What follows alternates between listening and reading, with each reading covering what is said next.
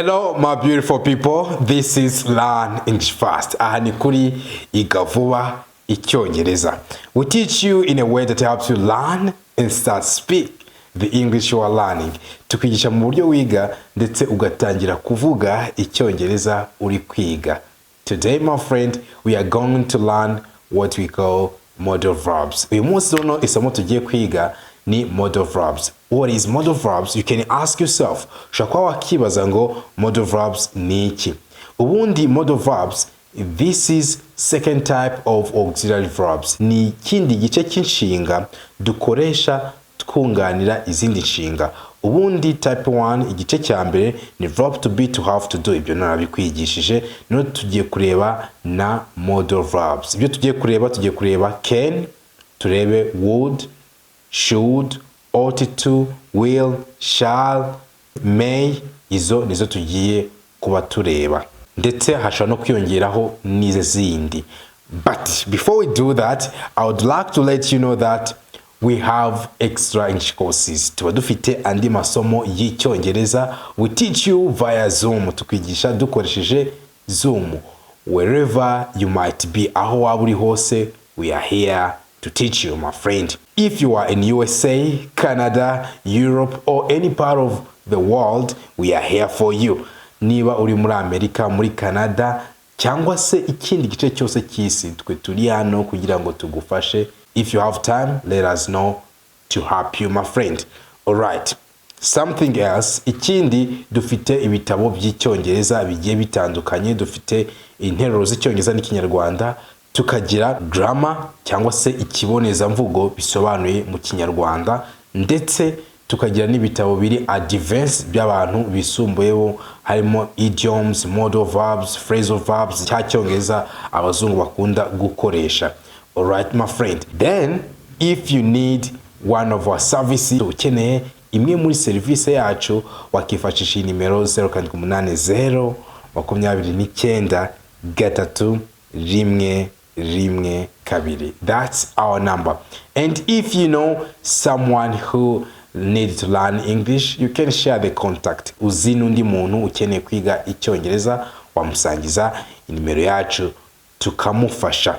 Alright my friend. Now, without further ado, let's start the lesson. Let's see modal verbs. Noneho reka dutangire. Ushobora kwibaza ngo modal verbs tuyikoresha gute? Modal verbs ubundi tuba dufite subject, ariyo twita mu kinyarwanda ngenga, subject. Noneho ukagira modal verb, warangiza kugira modal verb inyuma ukagira icyo twita verb. Kumva niyo mpamvu tuyita auxiliary verb igice cya kabiri, kubera ko irabanza yamara kuvaho tukabona tugakurikizaho indi nshinga. Okay? Urugero ushobora kuvuga ngo Shema could play the piano. Shema could play the piano. Bivuze ngo Shema yashoboraga gukina piano cyangwa se yashoboraga gucuranga piano. Shema could play the piano. Urabona iryo jambo could niyo twita modal verb. Noneho play ni inshinga, gucuranga cyangwa se gukina ikintu. Shema could play the piano. Something that I want you to know, my friend, nuko modal verbs ntabwo zifata s kuri hi na shi na it, ntabwo zifata s cyangwa se ntabwo zitondagurwa kwa kundi dufata inshinga ngo tukayihindagura mu bihe bigiye bitandukanye. Kuri modal verbs ho ntabwo bibaho. Ikindi wamenya kuri modal verbs kuko nazo ari auxiliary verbs, ntabwo zikenera izindi nshinga zo kuzunganira. Twabonye yuko iyo turi kuvuga ibikorwa bikomeza dushobora kuba twakifashisha verb to be. Igihe noneho turi muri perfect tenses dushobora kuba twakifashisha verb to have. Noneho igihe turi kubaza, turi no guhakana, twifashisha inshinga do. Ibyo ntabwo modal verbs zikenera. Alright. So ubwo rero ibyo birakubwira yuko iyo tugeze kuri he na she na it, s ntayijyaho. Iyo turi guhakana ntabwo tuvuga ngo doesn't, ndetse niyo turi kubaza ntabwo dukoresha do. Urugero ushobora kuvuga ngo they can't be serious. They can't be serious. Tuvuze ngo they can't be serious ni nko kuvuga ngo ntabwo baba ari serious cyangwa se ntabwo baba bikomeje. They can't be serious. Ntabwo wavuga ngo they don't can be serious. they don't can be serious. No, it's they can't be serious. Ntabwo dukoresha don't. They can't be serious. Ntumbwire yuko bakomeje. They can't be serious. Ikindi nanone modal verbs ntabwo zifata ing form. Kwa kundi tuvuga ngo I'm speaking English, ntabwo bibaho. Ntabwo bavuga ngo I'm canning. Oya, ntabwo bishoboka. Ntabwo zifata ing form, ntabwo zifata auxiliary verb ngo uvuge ngo I'm can. No, it's I can.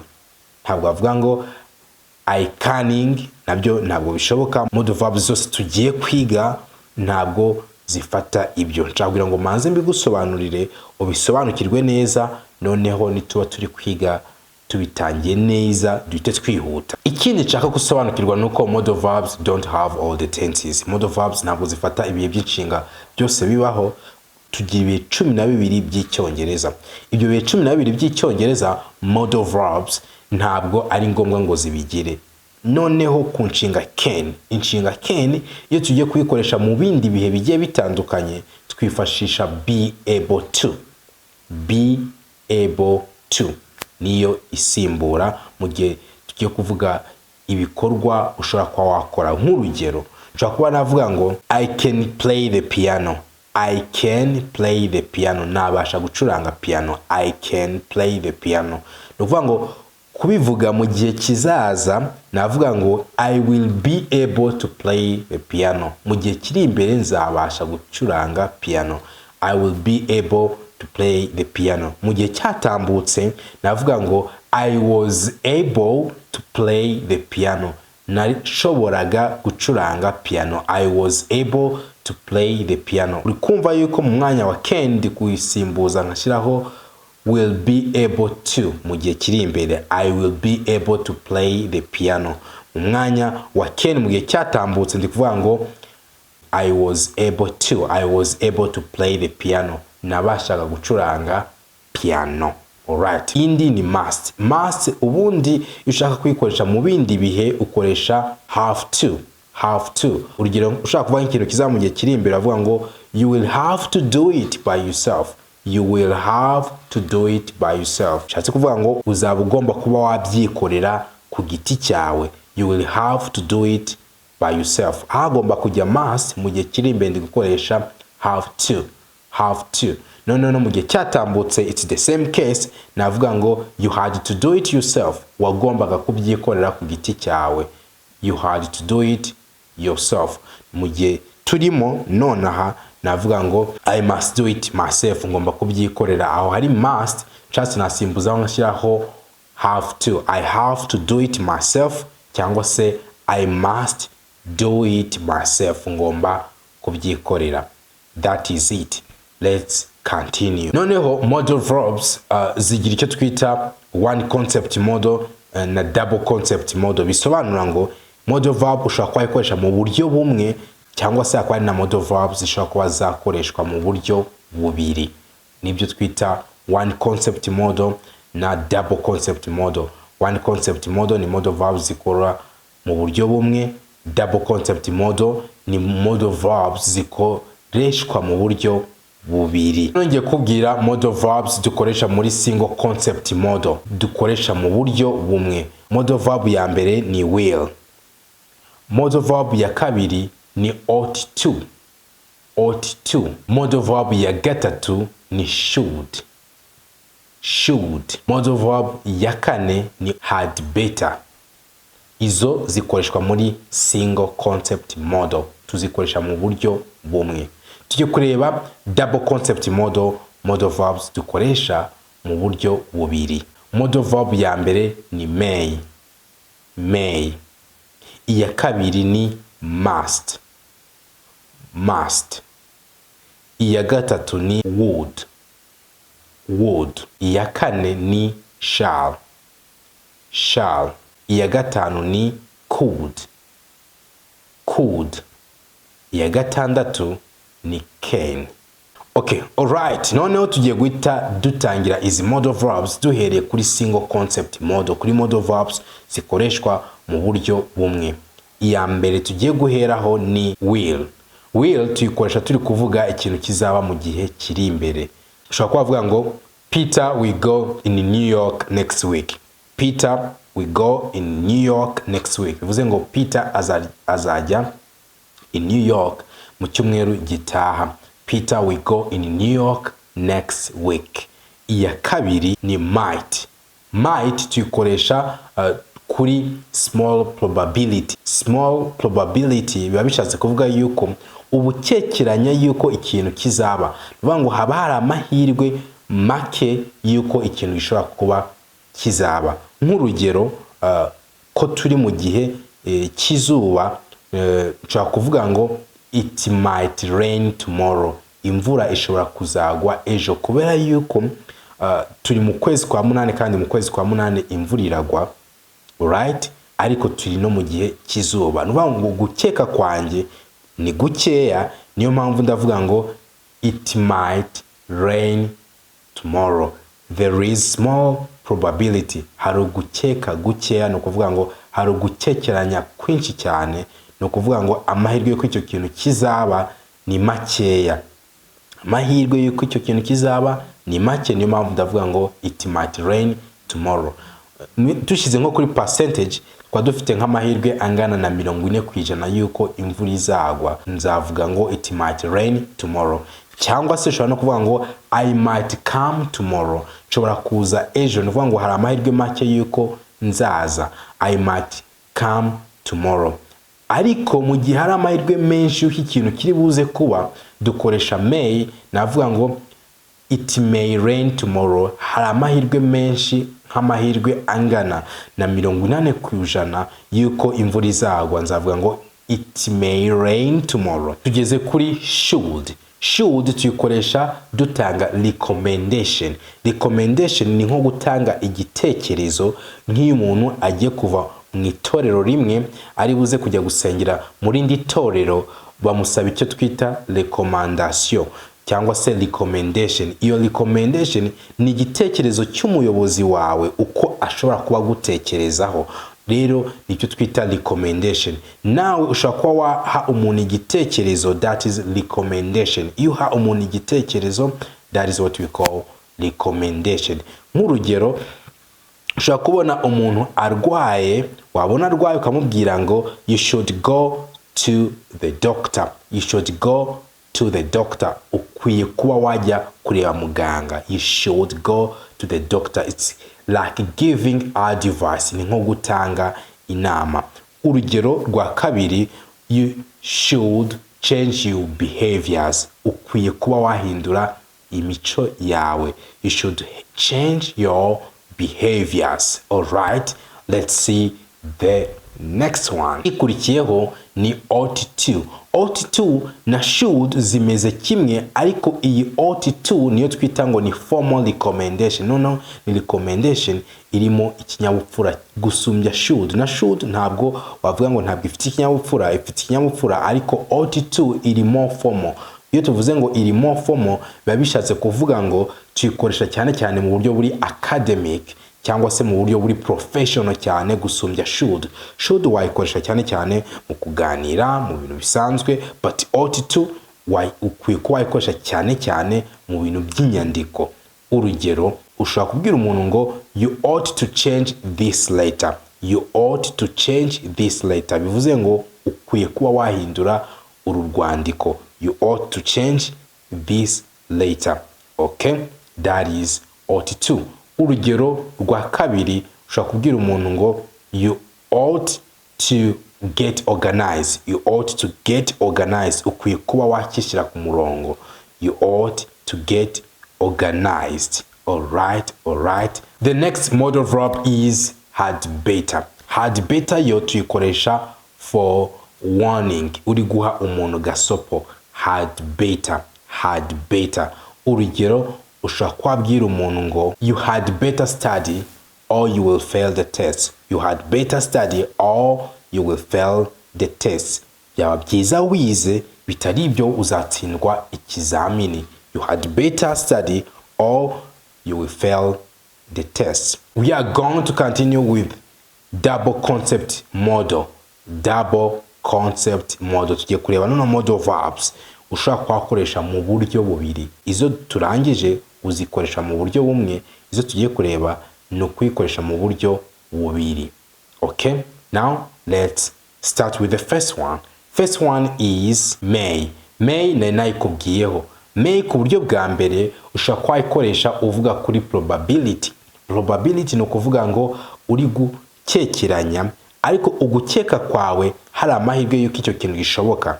Nabikubwiye, reka mbisubiremo. Uvuze ngo it may rain tomorrow, imvura ishobora kugwa ejo, hari amahirwe menshi yuko icyo kintu kizaba ejo. It may rain tomorrow. Urugero rwa kabiri ushaka kuvuga ngo my father may come tomorrow. My father may come. Urugero rwa kabiri ushaka kuvuga ngo my father may come next week. My father may come next week. Bivuze ngo papa ashobora kuza mu cyumweru gitaha, hari amahirwe menshi yuko papa azaza, afite itike. Alright, ikindi yakubwiye yuko azaza, so then hari amahirwe menshi yuko iyo gahunda itari buze guhinduka, azaza. My father may come next week. Ariko mvuze ngo my father might come next week, papa ashobora kuzaza mu cyumweru gitaha, niba nakoresheje might, hari amahirwe make yuko azaza angana na 40%, mu gihe navuze ngo may hakaba hari amahirwe agera nko kuri 80%. Ubwo ni uburyo bwa mbere dukoresha may, tuvuga kuri good probability, ku mahirwe menshi. Noneho dushobora no kuyikoresha for permission, dusaba uruhusa. Ushobora kubaza umuntu ngo may I come in? Ese nakwinjira? May I come in? Nakwinjira. Okay, may I come in? Okay. Urugero rwa kabiri kuri permission, dusaba uruhusa, ushobora kuvuga ngo may we leave now? Ese twagenda nonaha? May we leave now? Twagenda nonaha. Okay, now let's see the next one. Tugeze kuri must. Must no kuri uburyo kuri double concept mode tuyikoresha mu buryo bubiri. Uburyo bwa mbere ushobora kuyikoresha uvuga kuri responsibility, ku nshingano umuntu agomba kuba yakuzuza. Responsibility. Urugero ushobora kuvuga ngo everyone must go there. Buri muntu wese agomba kujyayo. Everyone must go there. Buri muntu wese agomba kujya iriya. Everyone must go there. Noneho uburyo bwa kabiri ushobora kuyikoresha kuri assumption. Assumption ni gufata nkaho. Assumption, gufata nkaho. Urugero, James didn't come, he must be sick. James didn't come, he must be sick. James ntabwo yaje, ashobora kuba arwaye. Kumva it's assumption, ni ukwishyira mu mutwe. Okay, cyangwa se gufata nkaho. James didn't come, he must be sick. James ntabwo yaje, ashobora kuba arwaye. Okay, urugero rwa kabiri ushobora kuvuga ngo Peter must be a smart guy. Peter must be a smart guy.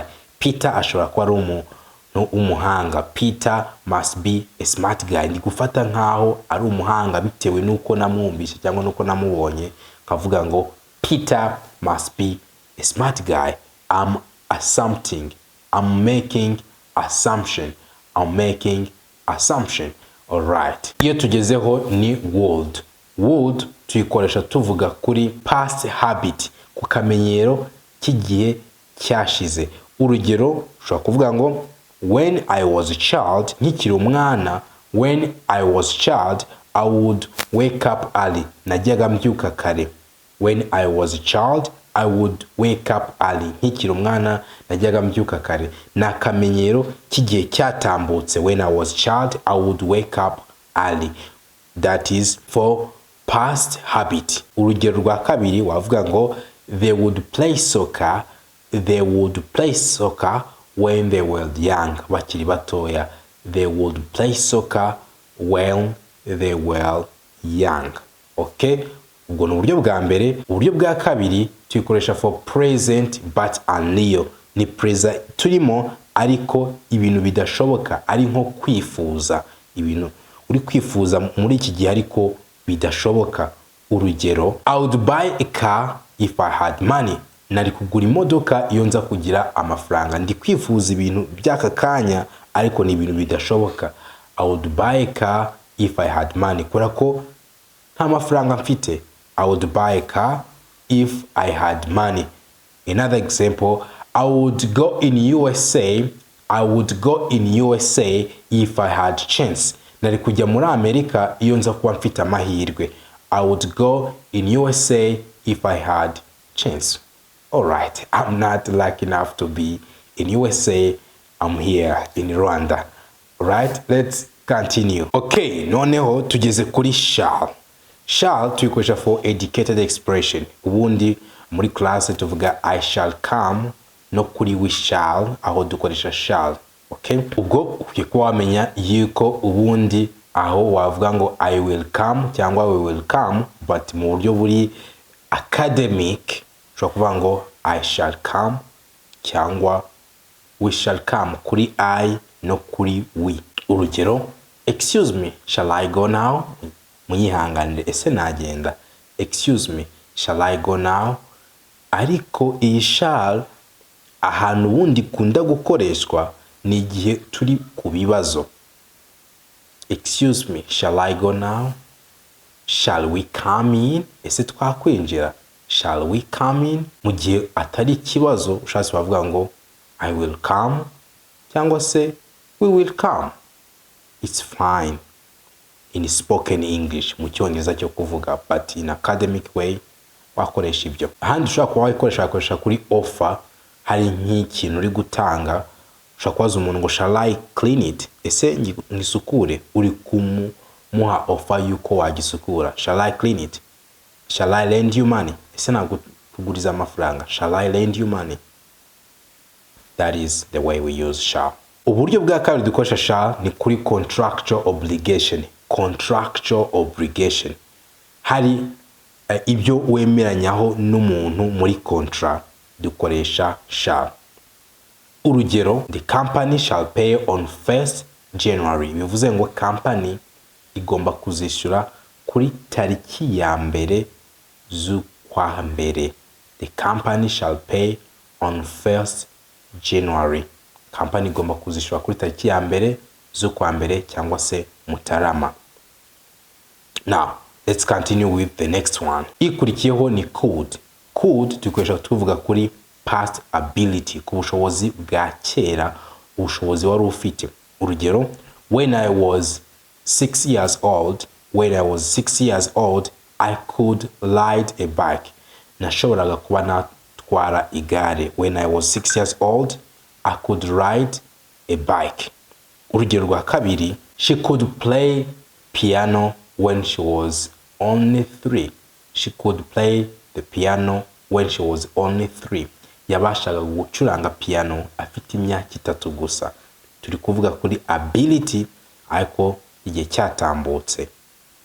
Uburyo bwa kabiri dukoresha could ni kuri ariyo ability. Ariyo ability.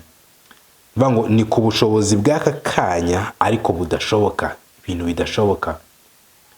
I could go home if I had time. Mba ngiye mu rugo iyo nza kuba mfite igihe. I could go home if I had time. Alright, let's continue with the next one. Can tuyikoresha tuvuga kuri present ability, ku bushobozi bw'aka kanya, present ability. Example, I can teach English so well. Nashobora kwigisha Icyongereza neza cyane. I can teach English so well. Another example, you can understand English. Ushobora kuba wakumva Icyongereza. You can understand English. Ni kuvuga kuri present ability, ku bushobozi bw'aka kanya, ku bintu bishobora kuba bishoboka. Noneho ubundi buryo tushobora no kwikoresha kuri permission, turi gusaba uruhusa. Urugero, can I have a candy? Can I have a candy? Can I have a candy? Ese mwampa candy? Candy ni bivuga bombo. Ese mwampa bombo. Mu Cyongereza cy'aba British tuvuga can I have sweet? Sweet ni Icyongereza cy'aba British, Abanyamerika bavuga candy. Candy, can I have candy? Ese byashoboka ko mumpa? Ese byashoboka ko mumpa bombo? Can I have candy? Urugero rwa kabiri wavuga ngo can I do it by myself? Can I do it by myself? Ese nabyikorera nge ku giti cyanjye? Can I do it by myself? Ndi gusaba uruhusa rwo kubyikorera ku giti cyanjye. Can I do it by myself. All right, my friend, this brings us to the end of our lesson today. If you want to learn English with us, do not hesitate to contact us on 078 029 3112. I love you guys. See you next time.